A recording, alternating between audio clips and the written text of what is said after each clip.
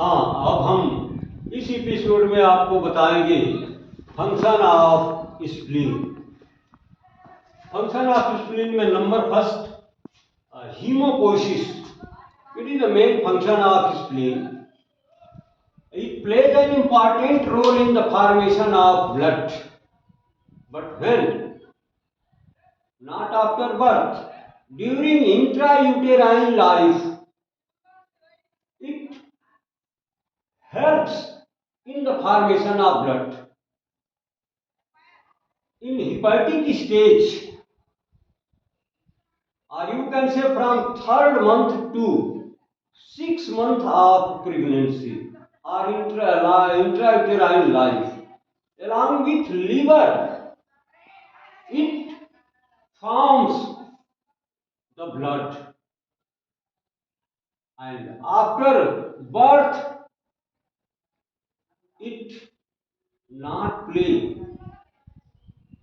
role in formation of blood, but another lymphopoiesis, it continue throughout the whole of life. Hemopoiesis means formation, development and maturation of blood cells. Then spleen plays an important role in the formation of blood in intrauterine life in the hepatic stage from 3 months to 6 months. If spleen play role in the formation of blood after birth, there is not comfortable condition of the body. In some disease condition, it produces blood. Second function, destruction of blood cells.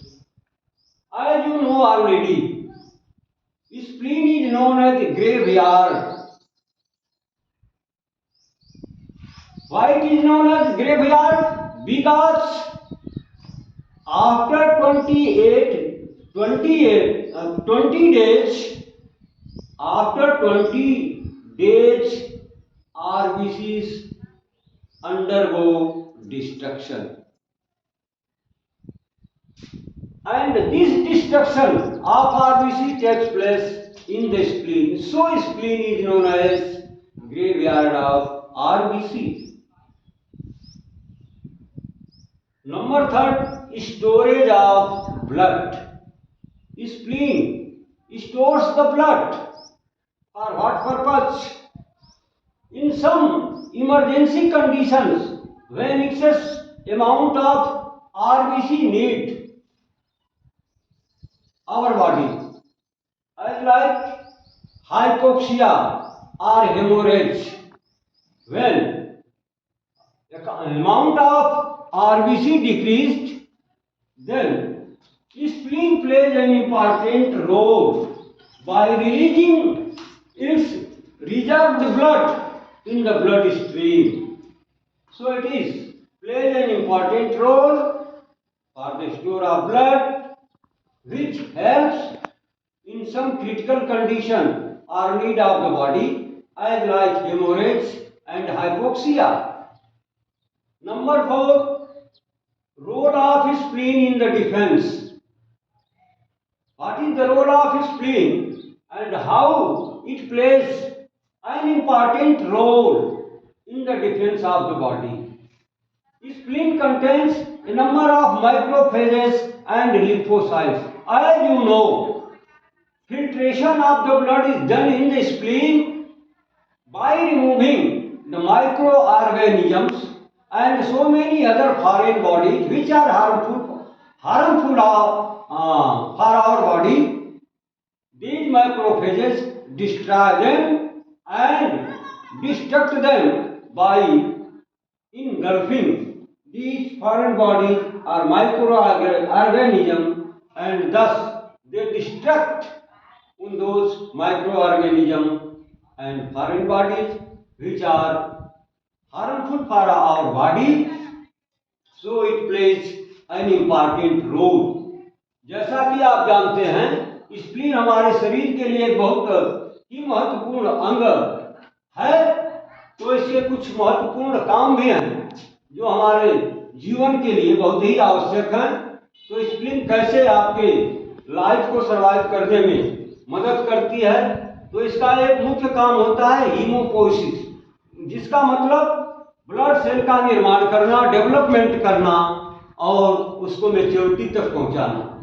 इसका मतलब कि spleen इस काम में कहीं न कहीं अपनी महत्वपूर्ण भूमिका निभाती है, और वो भूमिका है जब बच्चा माँ के गर्भ में होता है या इंट्रायूटेराइन लाइफ में होता है, तो उसमें एक हिपैटिक स्टेज कहलाती है जिसमें ब्लड का फॉर्मेशन होता है। उसमें लीवर और स्प्लीन ये दोनों मिल करके उतने ब्लड का निर्माण करते हैं जो उस समय बॉडी की आवश्यकता के अनुसार चाहिए होता है।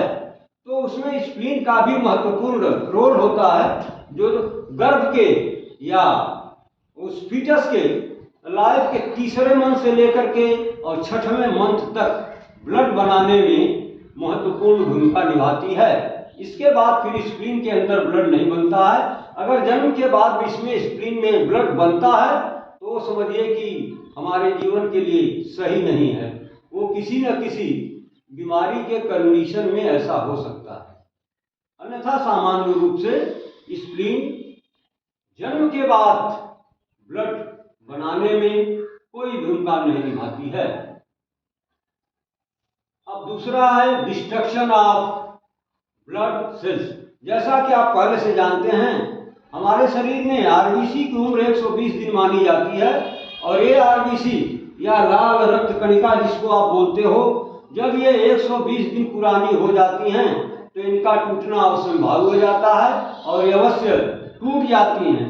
इनके टूटने की प्रक्रिया कहाँ पूरी होती है? स्प्लीन के अंदर पूरी होती है।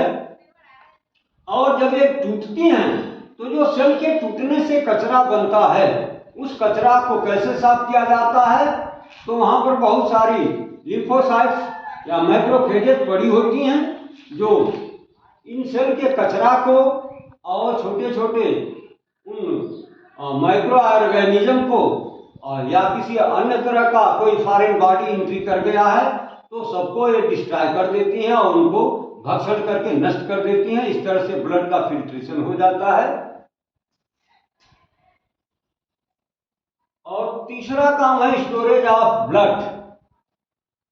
ये स्प्लीन अपने अंदर ब्लड का स्टोर करती है, लेकिन वह आमतौर से ब्लड सुरक्षित ब्लड माना जाता है, उसका यूटिलाइजेशन ऐसे नहीं होता है।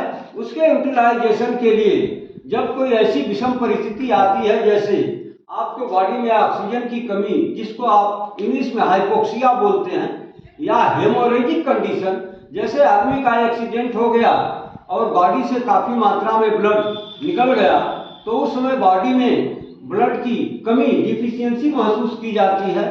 तो इस तरह के इमरजेंसी पीरियड में ये जो स्प्लीन है, इसमें कॉन्ट्रैक्शन होता है और इसमें स्टोर किया हुआ ब्लड निकल करके मुख्य धारा में आता है और आरबीसी की संख्या बढ़ा देता है। तो इस तरह से स्प्लीन के कार्यों में ब्लड का स्टोर करना, संरक्षण करना एक बहुत बड़ा काम होता है। इसका अगला काम है रोल इन डिफेंस। आपके शरीर की सुरक्षा में स्प्लीन की क्या भूमिका हो सकती है, ये सवाल आपसे पूछा जा सकता है। किसी भी परीक्षा में, मेडिकल की किसी भी परीक्षा में ये सवाल आपसे पूछा जा सकता है कि शरीर की सुरक्षा में स्प्लीन का कैसे और क्या महत्वपूर्ण रोल हो सकता है।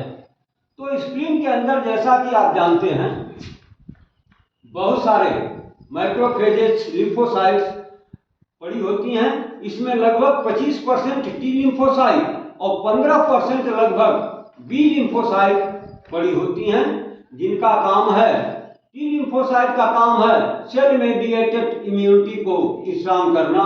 मतलब एक सेल जब दूसरे हानिकारक सेल को या एंटीजन वाले सेल को भक्षण करके उसको नष्ट करके आपके शरीर की सुरक्षा करता है, तो दूसरी तरफ जो बी लिम्फोसाइट होती है, ये ह्यूमरल इम्यूनिटी के थ्रू आपके बॉडी के डिफेंस को मजबूत करने में मदद करती है।